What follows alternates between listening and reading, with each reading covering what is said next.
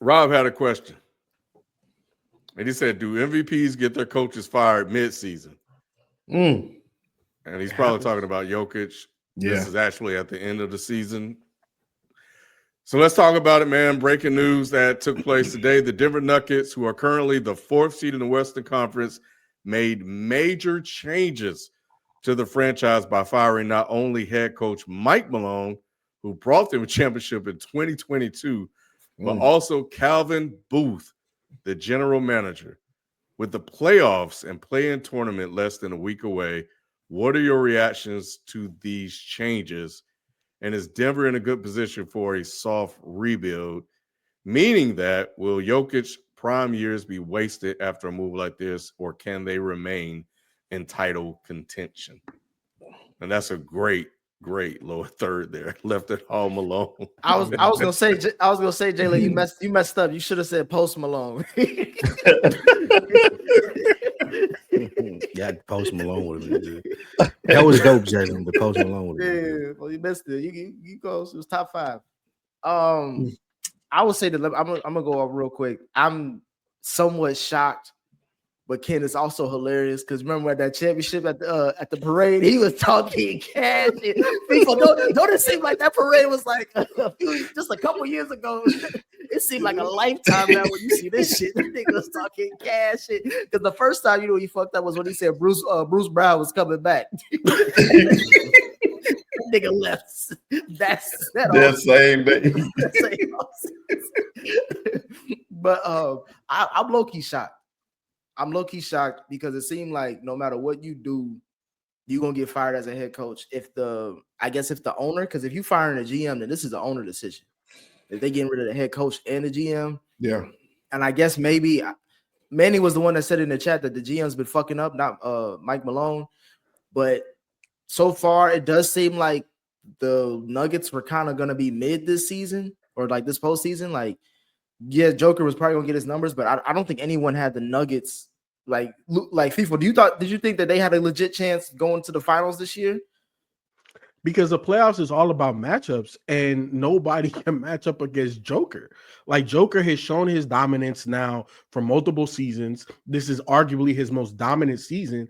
Why is that not going to translate to the postseason? They're on a 4-game losing streak, and they're 4th in the West. If to me, if they were a top 2 seed, then I would be like, okay, I get what you're saying. But they're in the, like you mentioned, like in about 3 days or 4 days, they could be 6th seed. You know what I'm saying? And then that's a whole different matchup. So, like, I don't really see them going into the postseason with any momentum outside of Joker just playing out of his mind. So, Mike Malone is what, less than 3 years away from a title? 2. Like a title? Yeah, 2 years away. So, like, you fire that? You know what I'm saying? And right before the playoffs? Like, it just doesn't make sense to me. Yeah. So this is like who was the other coach that was just fired not too long ago as well? Taylor Jenkins. Yeah, Taylor Jenkins. Memphis coach. Yeah, from Memphis, and we question that. I don't understand. And even Magic Johnson said he's been part of the NBA for 45 years and he's never seen this. I haven't either, and I don't understand the ideology behind these type of moves. I did see Nick Wright say that 4 out of the last 5 coaches to make the finals have been fired. So it looks like there is no longevity in the NBA as being a head coach, no matter the level of success that you have. But for Denver's particular, because I had to watch hella TV and clips and all that, because I'm just like, like this feels like it's out of left field. But people have been discussing how toxic of a work environment has been between Calvin Booth and Mike Malone, to the fact that they're not even talking anymore, right? And part of their rift is that Calvin Booth wants Mike Malone to play the youngins, and Mike Malone's trying to win games, so he's playing the veterans. You know what I'm saying? So there's always this tug of war between front office and head coach, because the coach always wants to win because that's what's going to keep him in the league, but the front office has to look 3 to 5 years ahead. And it's like, hey, we drafted this guy. We need to develop him. He needs minutes. But if the coach is like, we got to win this game, I'm going to go with the veteran. So that is the discord that they had. And obviously it was so toxic that the owner was like, okay, I'm letting everybody go, which is crazy to me, especially before going into the playoffs. Now, the only reasoning that I can see that the owner did this was because what if Mike Malone pulled another one out of his ass, excuse me, and they win another championship? Are you gonna fire a coach that just won the championship? So I think from that perspective, I can see why he let everybody go. It's just not a move that we are accustomed to, or one that I would have made if I was an owner or if I was a GM. I wouldn't be firing my coach like down the stretch of the season. Like that it's just asinine to me. It just makes very little sense, I'm sure, to everybody this time. And the object of the game is to win. I don't get how this can help you when you're in a position. Yeah, to answer that question, Nick, yeah, they have an opportunity to win it all. At Denver, you got the best player in the world on your team right now. You got a shot to win it. You do. You always do, as long as Joker's on the court. So to make this move at this moment, to me, the only thing I can think of is if it was signed off on by Joker, like maybe there was a rift between the two of them, or something like that, or something else bigger that we don't know nothing about. So, Shelton, just to add to that point, they're saying that Mike Malone is a very old school type of a coach, and that, you know, a lot of players didn't like it. You know what I'm saying? Now, they who was it? I want to say, who was I just listening to? It was either Shams or somebody was saying that, you know, Mike Malone did take it a little easier on Joker and Jamal Murray and, you know, his stars, but for the most part, he is like a tough coach, and the players just wasn't feeling it anymore. And I saw what he was saying, you know, in his presser not too long ago, where he was getting on them about not watching film, and said the players, like, basically they suck. Like he kind of threw some players under the bus in one of his last pressers, and he could have very easily lost that team and lost the top committee, and they could have easily went and said, we want him gone. You know what I'm saying? And that could have happened. You know, these guys, they hold a lot more power today, players do. And you can definitely be like, look, I'm out of here if we can't change this. So we really don't know. And unless something comes out, we won't know the full reason. But I guarantee you Joker's behind this move some kind of way. He has something to do with this move. I don't think that you make a move like this without consulting him. You call him Russ is the coach killer. Everywhere Russ go, the coach gets fired. I don't care where he goes. Y'all said Ja was a coach killer last week. I just want to know if Joker a coach killer. Well, if you counting him this time, I think he has something to do with this one. Yes. I don't think that's what you said. Yeah, I don't think I just. And the only reason Shelton were written for that one. Yeah, exactly. Shelton, the reason why I disagree with that statement, and I don't even want that narrative to be out there, is because let's not forget Mike Malone was fired from the Kings after he had another big man have the best year of his career in DeMarcus Cousins. And I never understood, because the Kings at that point in time, and they still are fucking a catastrophe on the damn court and in the front office. But Mike Malone brought stability, and DeMarcus Cousins, and that was your guy. He had an MVP type seasons under Mike Malone, and they got rid of him. So I can't say that this is Joker driven. Maybe Joker accepted, but I don't know if it was Joker driven. But at the end of the day, Mike Malone, I don't know what's being talked about him behind closed doors at this point, but I know this: somebody's going to hire him. And I put it to you like this, Nick: your boy Thibs might be on a short leash, and if he goes, I can see Mike Malone stepping right in. And Mike Malone has been there further. Mike Malone has been there 10 years, right? Is that what they said? Nah, is it 10? long? I think it's like 6 or 7. Okay, I'm not sure. I'm just going off the top of the dome, but I think it's like 6 or 7. I think Malone is a good coach. If the reports from what they're saying are true, how I would look at it is, if I'm an owner, I just got tired of the bullshit. Like, beyond the players, a Joker telling me to do it, or Russ being a coach killer, like, I'm not paying a GM and a coach to have a toxic relationship and not even talk. Like, how do I get good information if I'm an owner? Because the coach is telling me one thing, the GM is telling me one thing. Y'all niggas don't even talk, and that's y'all job. So at the very least, you're getting fired for insubordination. If I'm the owner, and it don't matter what time of season it is, because I'm the owner and I'm probably disconnected from it's playoff time. Like the timing is bad. Like none of that shit matters to me, because if I'm an owner of an NBA team, yes, winning is important to me, but money is also important. And you affecting my bottom line. What you guys doing is bullshit, and me having to move forward with it. So I could see this happening right now. How are you affecting the bottom line when you're a top 5 seed in the stronger conference and you arguably have the MVP? You know, so I don't see how it's affecting the bottom line. Because as an owner, I'm forecasting on the future. It's not just about right now, today. You're absolutely right. I have a top 5 player now, and we're successful now, but I can't even get projections correct because you two niggas don't even talk. Y'all don't even talk in the same room. So I want to know who I need to draft. I want to know who I need to pay and bring back. I need to know who to pick up in free agency. And I don't even have a good enough relationship between my head coach and my GM to plan. Like y'all can't even come to me with plans. Yeah. I would absolutely fire you for that. And I don't care what part of the season it is. Like, bro, I'm bringing y'all in my office and y'all telling me y'all ain't talking 3 weeks. Get out, get the fuck over y'all niggas, pack y'all bags. Let me ask you this though, right? Like on the other hand, the GM that they had previously that drafted Joker, that drafted Michael Porter Jr., that drafted Jamal Murray, and essentially built this championship core is the one that went to Minnesota, and he built that team to beat Denver, and they lost 6 out of 8 games, whether it's regular season or playoffs, right? Mm-hmm. So as the owner, why not just overpay for that GM? Because obviously that GM and Mike Malone had a great working relationship. So why let him go? Why am I picking Mike Malone though?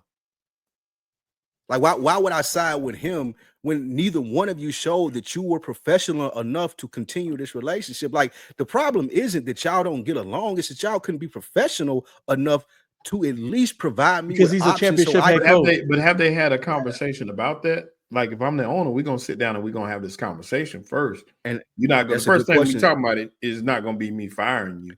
But that's a good point, Sheldon. We don't know how many conversations they've had. We just know that he got fired today. They might have been having these conversations all season, and this just may be him frustrated and be like, man, fuck it. I've been trying to fix this shit all year. Right. But that's a good point too, FIFO. Why wouldn't I pay somebody to get along with Mike Malone? But I also can look at Mike Malone and be like, but bro, why can't you be professional? This is your job. Not only to coach basketball, but you can't tell me you don't talk to the GM. That's insane.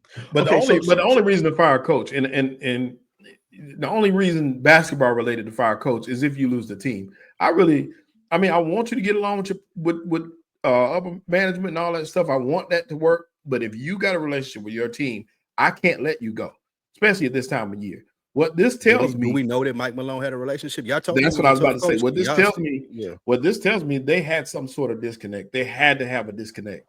Otherwise, he would still be coaching that basketball team.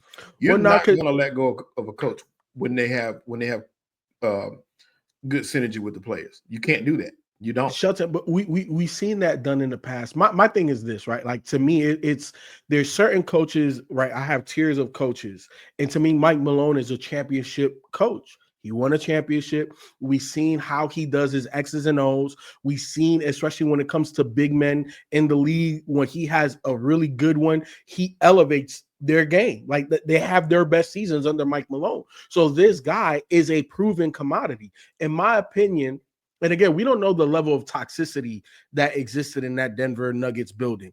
If it's to the point, to Spike's point, where, we had these sit downs, we're trying to get it right, and it just can't happen, then, you have to make an extreme call because it is your team. You know what I'm saying? And nobody else is going to replace you, but you can replace everybody, right? So I get it from that perspective.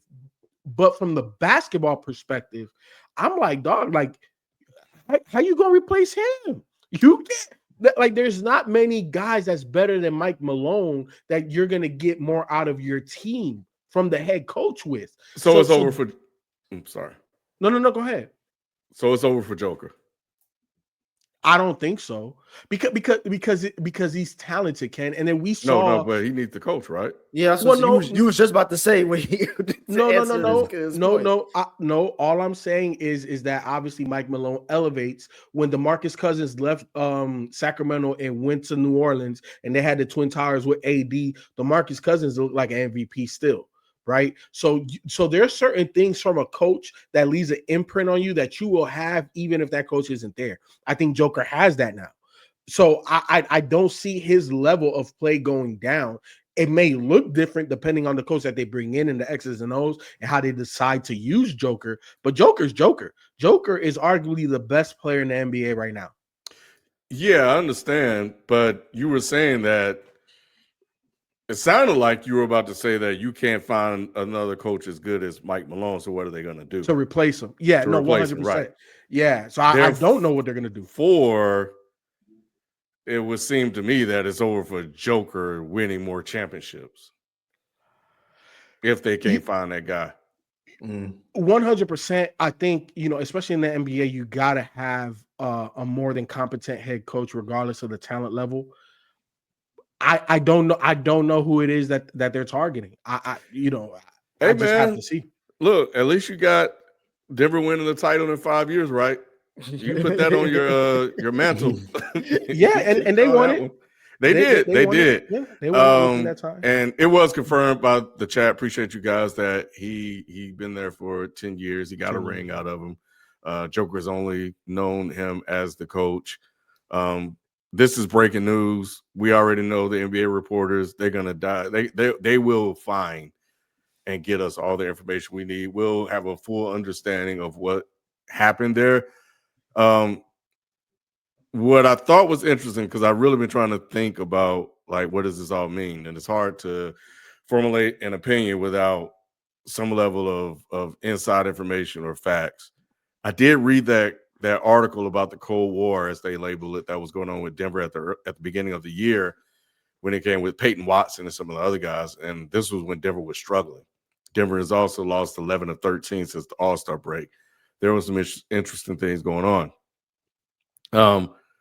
The most interesting part about this to me isn't really about what's going on in Denver. It's really about what's going on in the NBA. And it hit me when I was just reflecting back. We got Mike Malone, we got Taylor Jenkins, and then I went all the way back to Luka. Business is superseding basketball. And it hit me when Shelton was talking about, you just don't do this. When you guys are talking about you running back and fire people in the offseason, these dudes are not waiting anymore. When they know they need to make a move, they're going to make a move. If Mike Malone somehow, because they do have Joker, wins a title, it makes that move much, much harder. So we're going to get rid of him right now. And what does this do for the NBA moving forward when you no longer have the security of at least getting through the playoffs? If teams are willing to fire coaches that are in the playoffs, like 6-7 games before the playoffs even start, that's very unstable. So this tells me these guys they've always been assets and commodities on the court. Now they're really displaying so much more now that's all this is. That's all they are. And they don't care about anything that happens after that. I got a title with Malone. Let's get rid of all these dudes. We're going to start over, and that's it. I think this is something really interesting to watch because we haven't seen these moves before. We haven't seen a guy get rid of Luka. And to a certain degree, there's some things Luka's been doing that's kind of proven, some truth to why they made that move. So, yeah, man, this is something interesting to watch just from the overall perspective of business. That's what has my attention now. The only counter I would have with that, Ken, is the fact that now that it's sitting with me, being at a job for 10 years, one title in 10 years with Joker, I can see them moving on. Because I personally, I know others may disagree. I know FIFO does. I didn't see them as a legit title contender this season. It's the feel, and I'm going off of vibes. So I'm not going off of much more than that. I know that's not really a statistic to go off of, but it just didn't feel like this team was in a position to make a deep run. With that being said, we all know that Joker is in the prime. He's playing like he's top 5 all time. So it's like, if we're not getting the good vibes now and it doesn't feel like we winning now, then what the hell are we doing with this team still? So like, let's restart, try to get somebody in. And I don't know, like you said, FIFA, I don't know what coach that is. That's going to be on the job of the new GM to get. And if then, what's the new GM going to be? How good are they going to be? But it does seem like, bro, it was just too long. Like, we just been together for too long. We just need a reset.